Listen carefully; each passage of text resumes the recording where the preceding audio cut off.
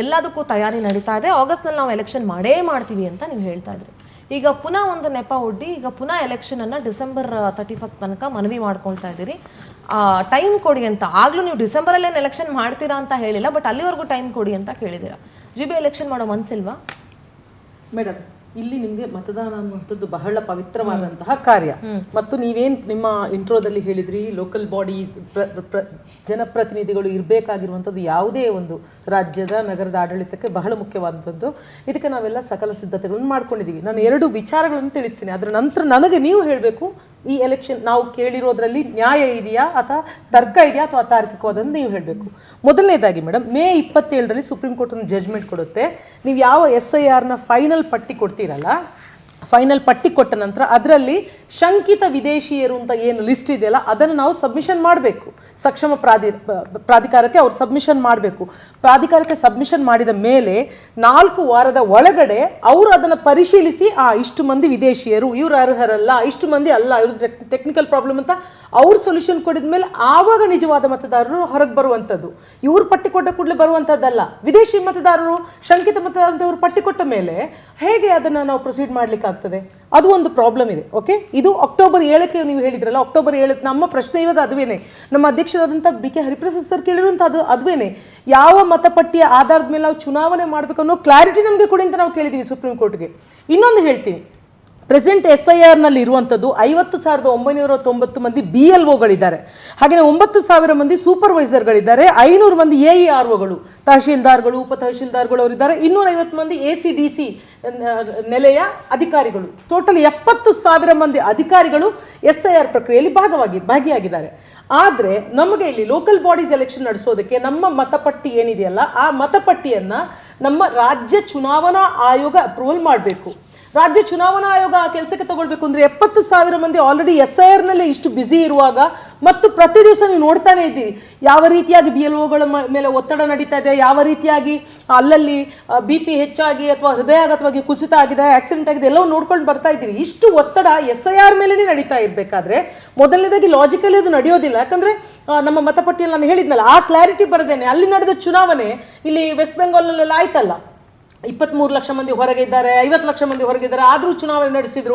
ಆ ರೀತಿ ನಾವು ಮಾಡಬೇಕು ಅಂತನಾ, ಅಥವಾ ಈ ನಮ್ಮ ಏನು ಕ್ರಮ ಇದೆಯಲ್ಲ, ಒಂದು ಕ್ರಮ ಇದೆ ಅಲ್ಲಿ ನಾವೇನು ಇವಾಗ ಅನ್ಬುಕುಮಾರ ನಾವೇನು ಹೇಳ್ತೀವಿ, ಅವು ಚೀಫ್ ಎಲೆಕ್ಟೋರಲ್ ಆಫೀಸರ್. ಬಟ್ ನಮ್ದು ರಾಜ್ಯ ಚುನಾವಣಾ ಆಯೋಗ ಇದೆ, ನಗರ ಸ್ಥಳೀಯ ಸಂಸ್ಥೆಗಳಿಗೆ ಅವ್ರದ್ದು ಅಪ್ರೂವಲ್ ಬರಬೇಕು. ಈ ಕೆಲಸ ಮುಗಿಯೋದೇನೆ ಇಷ್ಟು ಸ್ಟಾಫ್ಗಳು ನಮ್ಗೆ ಇಲ್ಲೇ ಟೈಮ್ ಕೇಳಿದ್ರಿ ನೀವು ಡೈರೆಕ್ಟ್ ಆಗಿ ನಾವು SIR ಮುಗಿಯೋವರೆಗೂ ನಾವು ಈ ಚುನಾವಣೆ ಮಾಡಲ್ಲ ಅಂತಾನೆ ಕೇಳ್ಬೋದಾಗಿತ್ತಲ್ಲ. ಯಾವಾಗ ಸುಪ್ರೀಂ ಕೋರ್ಟ್ ಹತ್ರ ಆಗಸ್ಟ್ ಅನ್ನೋ ವಿಚಾರನೇ ಬೇಕಾಗಿರಲಿಲ್ಲ.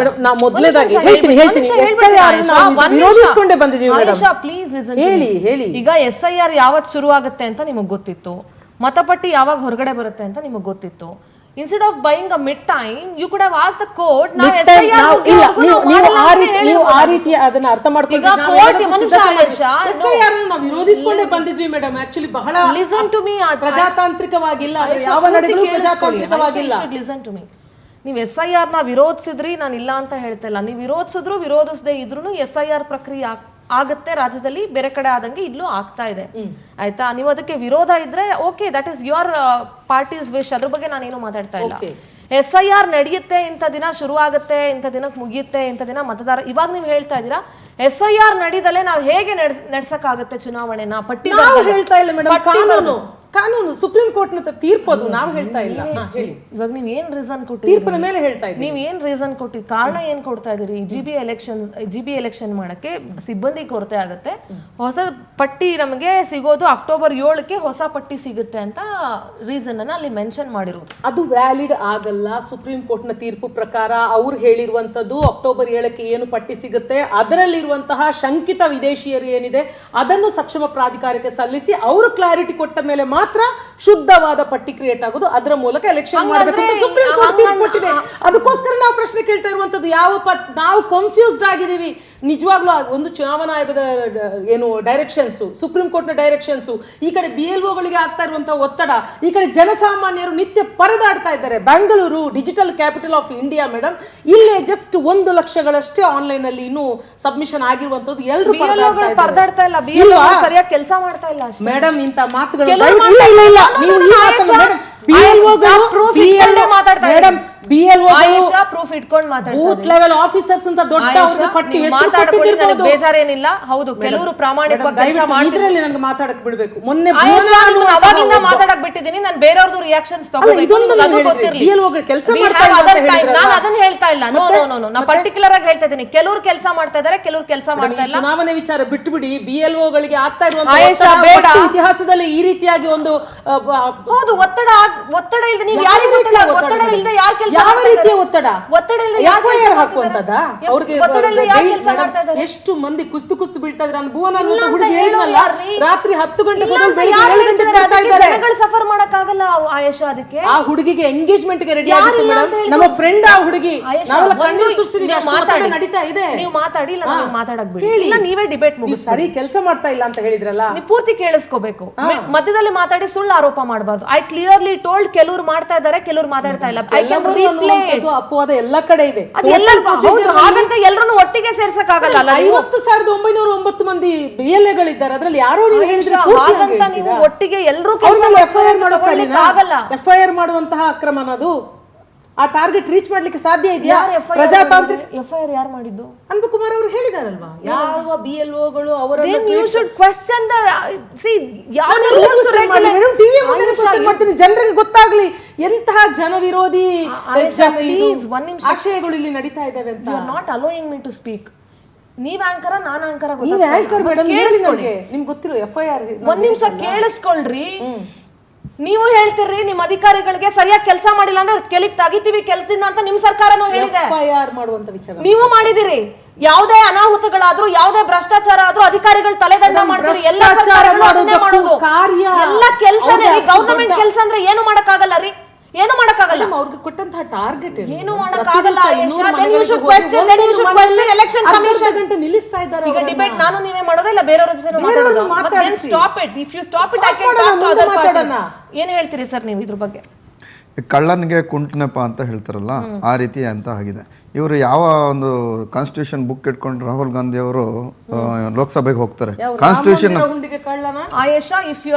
ನಾನು ನಿಮ್ಮನ್ನ ಸಮಾಧಾನವಾಗಿ ಕೇಳಿದ್ದೀನಿ. ನೀವು ಹೇಳಿದ್ದನ್ನೆಲ್ಲ ನಾನು ಒಂದೇ ಒಂದು ಮಾತಾಡಿದ್ದೀನಿ.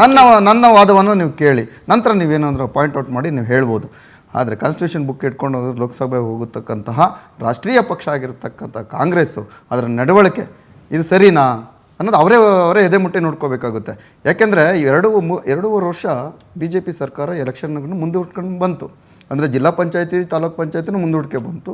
ಹಾಗೆ ಈಗ BBMPನೂ ಮುಂದೂಡ್ಕೊಂಡು ಬಂದಿರತಕ್ಕಂಥದ್ದು ಎಲ್ಲ ನೋಡಿರ್ತೇವೆ. ಆಮೇಲೆ ರಾಮಲಿಂಗಾರೆಡ್ಡಿ ಅವರು 198 ಇದ್ದ ವಾರ್ಡನ್ನು 243 ವಾರ್ಡ್ ಅಂತ ಹಾಗೆ ಕನ್ವರ್ಟ್ ಮಾಡಿದ್ರು.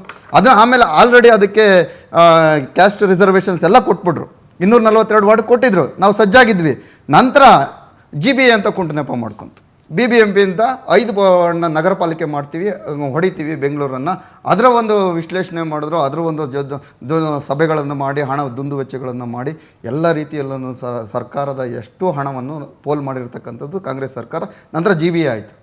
GBA ಆದಾಗ 369 ವಾರ್ಡ್ ಆಯಿತು. 369 ವಾರ್ಡ್ ನಂತರ ಡಿಲಿಮಿಟೇಷನ್ ಆಯಿತು. ಡಿಲಿಮಿಟೇಷನ್ ನಂತರ ರಿಸರ್ವೇಷನ್ ಆಯಿತು. ರಿಸರ್ವೇಷನ್ ನಂತರ ಎಲೆಕ್ಷನ್ ಕಂಡಕ್ಟ್ ಮಾಡ್ತೀವಿ ಅಂತ ಹೇಳಿದ್ರು. ಇದೇ ಸರ್ಕಾರಗಳು ಹೇಳಿದ್ದು. ಸಿದ್ದರಾಮಯ್ಯವ್ರ ಸರ್ಕಾರ ಹೇಳಿದ್ರು, DK ಶಿವಕುಮಾರ್ ಉಪಮುಖ್ಯಮಂತ್ರಿ ಹೇಳಿದ್ರು, ಬೆಂಗಳೂರಿನ ನಗರಾಭಿವೃದ್ಧಿ ಸಚಿವರೇ ಆಗಿದ್ರು. ಆದರೂ ಸಹ ಪದೇ ಖಂಡಿತ ಮಾಡ್ತೀವಿ ಅಂತ ಹೇಳಿದ್ದು ಇವತ್ತು 3 ವರ್ಷ ಕಂಪ್ಲೀಟ್ ಆಗ್ತಾ ಇದೆ. 4ನೇ ವರ್ಷಕ್ಕೆ ಕಾಲಿಟ್ಟಿರ್ತಕ್ಕಂಥ ಸರ್ಕಾರ ಒಂದು ಕುಂಟು ನೆಪಗಳನ್ನ ಹೇಳುತ್ತಲ್ಲ. ಇವತ್ತು SIR ಬಂದ್ಬಿಡ್ತು ಇವ್ರಿಗೆ. ಇದ್ರ ಹಿಂದೆ ಯಾಕೆ ಮಾಡಬಾರ್ದಾಗಿತ್ತು? ಪ್ರಜಾತಾಂತ್ರಿಕ ವ್ಯವಸ್ಥೆಯನ್ನೇ ಬುಡುಮೇಲು ಮಾಡಿರ್ತಕ್ಕಂತಹ ಈ 2 ಪಕ್ಷಗಳು, ಇವು 2 ಪಕ್ಷಗಳಿಗೆ ಧಿಕ್ಕಾರ ಇದೆ. ಯಾಕಂದರೆ ಜನಗಳು ಇವತ್ತು ಬೆಂಗಳೂರಿನಲ್ಲಿ ಓಡಾಡೋಕ್ಕಾಗ್ತಾ ಇಲ್ಲ, ರಸ್ತೆ ಗುಂಡುಗಳು ಹೇಳೋಕ್ಕಾಗ್ತಾ ಇಲ್ಲ. ನೋಡಿ, ನಾನು ಒಂದು ಲೋಕಾಯುಕ್ತಕ್ಕೆ ಕಂಪ್ಲೇಂಟ್ ಕೊಟ್ಟಿದ್ದೀನಿ. ಕಂಪ್ಲೇಂಟ್ ಏನು ಗೊತ್ತಾ, ಇದು ಕಳಪೆ ಕಾಮಗಾರಿ ಅಂತ. CC ರಸ್ತೆ 18 ಇಂಚು CC ರೋಡ್ ಬರಬೇಕು ಅಂದ್ರೆ GBS ಹಾಕಿ ಮತ್ತು ವೆಟ್ ಮಿಕ್ಸಿಂಗ್ ಹಾಕಿ CC ರೋಡನ್ನು ಮಾಡಬೇಕು, ಕಾಂಕ್ರೀಟ್ ಹಾಕ್ಬೇಕಾದ್ರೆ 18 ಇಂಚ್ ಹಾಕಬೇಕಾಗಿರ್ತಕ್ಕಂಥದ್ದು ಕೇವಲ 4 ರಿಂದ 6 ಇಂಚು ಮಾಡ್ಕೊಂಡಿದ್ದಾನೆ ಕಾಂಟ್ರಾಕ್ಟ್ರು. ಅದ್ರಿಗೆ ಯಾರೋ ಅಧಿಕಾರಿಗಳಲ್ಲಿ ಇಲ್ಲವೇ ಇಲ್ಲ, ಕೇಳೋದೇ ಇಲ್ಲ. ಎಲ್ಲದಕ್ಕೂ ಹೋಗಿ ನಾವು MLAಗಳನ್ನೇ ಪ್ರಶ್ನೆ ಮಾಡೋದಕ್ಕಾಗಲ್ಲ. MLAಗಳು ಸಿಗೋದಿಲ್ಲ. ಮತ್ತು ಸರ್ಕಾರದ ಭಾಗ ಇರತಕ್ಕಂತಹ ಮಂತ್ರಿಗಳು ಇವತ್ತು ನೋಡಿ, ಇವತ್ತು ಮಂತ್ರಿಮಂಡಲ ವಿಸ್ತರಣೆ ಆಗಬೇಕಾಗಿತ್ತು. ಬೆಂಗಳೂರಿಗೆ ಒಂದು ಖಾತೆಗಳನ್ನು ಕೊಟ್ಟು ಬೆಂಗಳೂರಂತೂ ಒಂದು ನೋಡ್ಕೊಳ್ತಾ ಇದ್ದಾರೆ, ಒಂದು ಸಚಿವರನ್ನು ಕೊಟ್ಟಿದ್ದಾರೆ. ಇಡೀ ರಾಜ್ಯದ ವಿಸ್ತರಣೆ ಆಗಬೇಕಾಗಿರ್ತಕ್ಕಂಥ ಕೆಲಸಗಳ ಕಾರ್ಯಗಳನ್ನು ನೋಡಬೇಕಾಗಿರ್ತಕ್ಕಂಥ ಜವಾಬ್ದಾರಿ ಮುಖ್ಯಮಂತ್ರಿಯಲ್ಲಿ ಇತ್ತು. ಆದರೆ ಎಲ್ಲೋ ಮುಖ್ಯಮಂತ್ರಿಗಳು ಎಡುತ್ತಾ ಇದ್ದಾರೆ ಅಂತ ಅನ್ನಿಸ್ತಾ ಇದೆ. ಅವರಿಗೆ ಪೂರ್ಣ ಪ್ರಮಾಣದ ಒಂದು ಜವಾಬ್ದಾರಿಯನ್ನು ಯಾರಿಗೂ ಸಹ ಕೊಡ್ತಾ ಇಲ್ಲ ಮತ್ತು ಅವರು ಸಹ ತಗೊಳ್ಳೋದು ಆಗ್ತಾ ಇಲ್ಲ.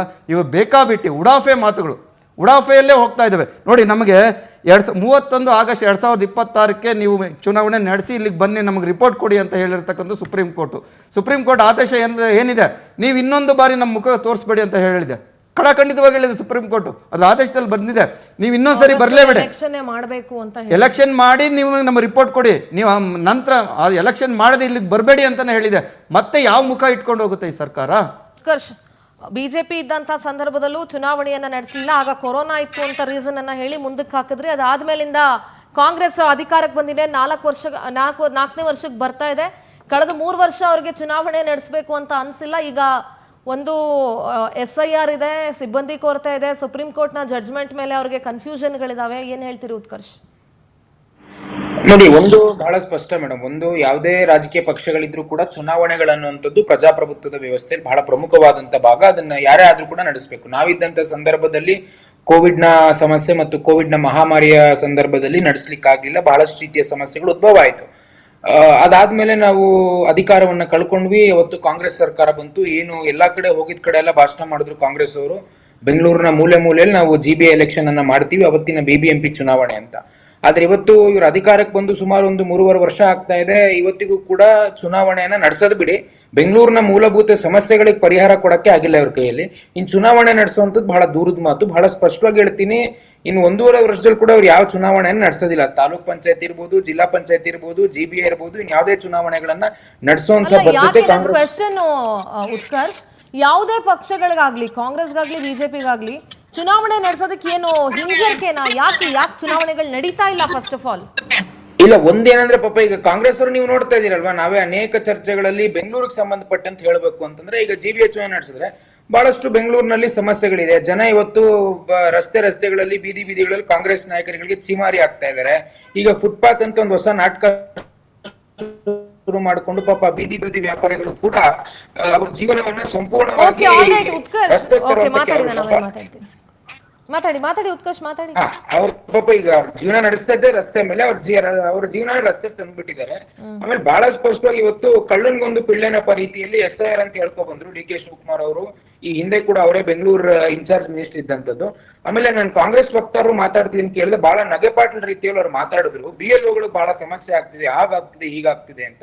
ಆಮೇಲೆ ಅವ್ರೇನೋ ಪದ ಉಪಯೋಗ ಶಂಕಿತ ನಿರಾಶ್ರಿತರು ಅಂತ ಏನೋ ಹೇಳಿದ್ರು. ಬಹುಶಃ ಅವ್ರಿಗೆ ಬಹಳ ಪ್ರೀತಿ ಇರ್ಬೇಕೇನೋ ಬಾಂಗ್ಲಾದೇಶದಿಂದ ಬಂದಂತವ್ರ ಮೇಲೆ, ಈ ಶಂಕಿತ ವ್ಯಕ್ತಿಗಳ ಕೇಳಿ ಒಂದ್ ನಿಮಿಷ ಫರ್ಜಾನ್ ಅವರೇ ಕೇಳಿ.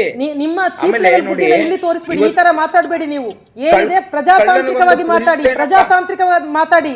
ಸುಪ್ರೀಂ ಕೋರ್ಟ್ ಆದೇಶದ ಬಗ್ಗೆ ನಾನು ಮಾತಾಡಿರುವಂತದ್ದು, ಸುಪ್ರೀಂ ಕೋರ್ಟ್ ಆದೇಶದಲ್ಲಿ ನಾನು ಹೇಳಿರುವಂತದ್ದು. ನನ್ನ ಮನೆ ವಿಚಾರ ತಂದು ಹೇಳಿಲ್ಲ, ನನ್ನ ಪರ್ಸನಲ್ ವಿಚಾರ ತಂದು ಹೇಳಿಲ್ಲ.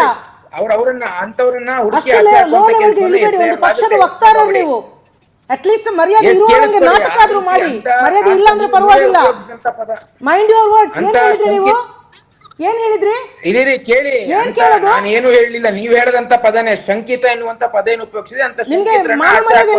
ಸುಪ್ರೀಂ ಕೋರ್ಟ್ ಹೇಳಿರುವಂತಹ ಆದೇಶದಲ್ಲಿರುವಂತಹ ಪದ ನಾನು ಹೇಳಿರುವಂತದ್ದು. ಸುಪ್ರೀಂ ಕೋರ್ಟ್ನ ಆದೇಶದಲ್ಲಿ ಇರುವಂತಹ ಪದ ನಾನು ಹೇಳಿರುವಂತದ್ದು ಉತ್ಕರ್ಷ್. ಅಲ್ಲ ಸಿಂಧೂರ ಮೇಡಮ್, ಹಿಂಗ್ ಮಾತಾಡಿದ್ರೆ ಏನು ಅರ್ಥ ಆಗೋದಿಲ್ಲ ಜನಕ್ಕೆ.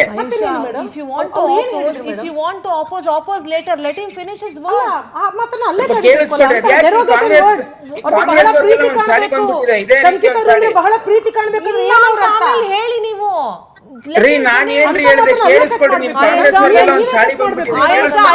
ಯಾಕೆ ಗೊತ್ತಾ, ನಾನು ಇಂಟರಪ್ಟ್ ಆಗೋದ್ರೆ ಆಗ್ತೀನಿ. I allow everybody to talk and everybody to cheap level ಮಾತಾಡಬಾರ್ದು. ಮಾಡಿ ಆಯೇಷಾ, ಯು ಹ್ಯಾವ್ ತಾಂತ್ರಿಕವಾಗಿ ಮಾತಾಡ್ಲಿ, ಕಾಯ್ತೀನಿ.